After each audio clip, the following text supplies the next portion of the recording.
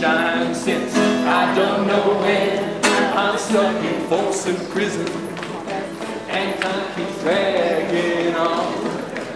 That wouldn't it have been interesting if he had been raised on that farm in Arkansas, if he had gone to the military, learned to play the guitar, came back and started playing, but instead of going into music, became an educator like one of us. Don't you think that song might have turned out different? Can I hear it? I do. Can I hear that train just a little bit ago? He might have sang it this way.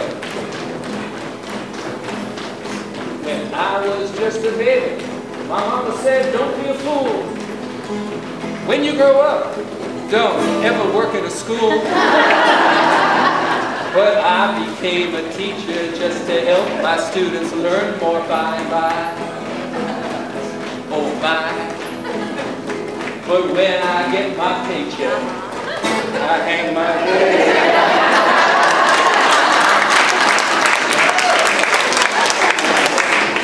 One more verse. You see, one thing Johnny Cash stood for, actually when he was in his late 80s, he recorded a punk rock song. Because he believed that no matter what you did in your life, there was a mission. And your mission was to do this, to break down barriers. And isn't that our mission too in education? Aren't we supposed to be breaking down barriers? That we shouldn't let barriers keep kids from becoming what they can be because of artificial barriers. And I've known some people who have done great work in this regard. For example, I knew a third grade teacher named Elaine Bruno, and one of the things I loved about her is her groups were really fluid. That is, if she thought a child could do the work of a harder group, she invited that child up. And she did it so often that kids got used to the idea that if they were motivated, they wanted to try something more challenging, or Miss Bruno thought they could do it, they were going to try something, and so they weren't locked in. Jobs in the city, working on a man, night and day, and I never lost, day and sleep, worried about the way I had. Ladder Tina, because she kept on going, and she overcame all these obstacles over again, because the lesson we can take from Tina Turner is this: the importance of perseverance. And there's nothing more important when you're teaching kids than perseverance. All the educational research says so. Ellen Barger was a math teacher. And Ellen, when I went to observe her, she did something so astounding.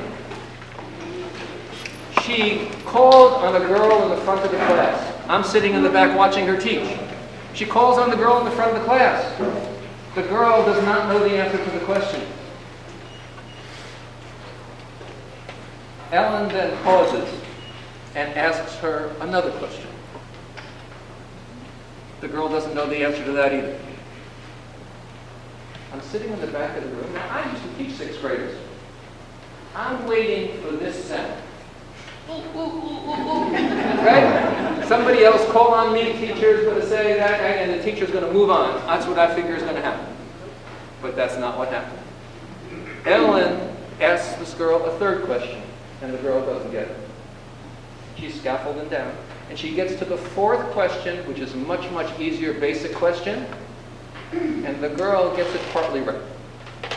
And Ellen builds on that and then asks her a slightly more difficult question and she gets her almost all the way to the answer. Not completely, but the girl has answered at least 3 questions correctly, and then Ellen moves on.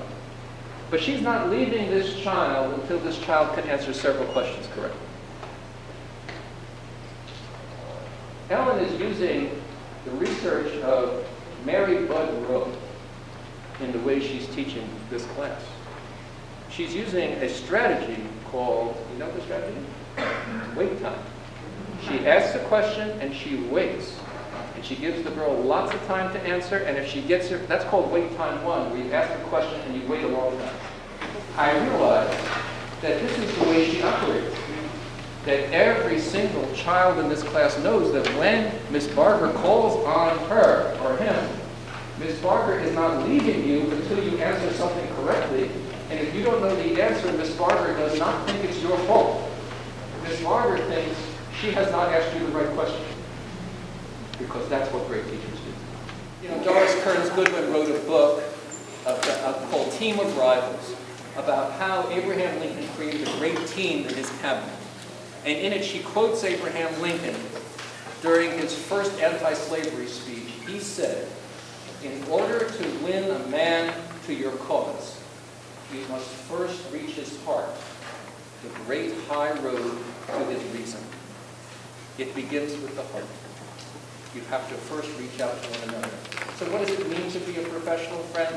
What I think it means is to trust one another when you work in a school, to help one another and offer to help even before someone asks.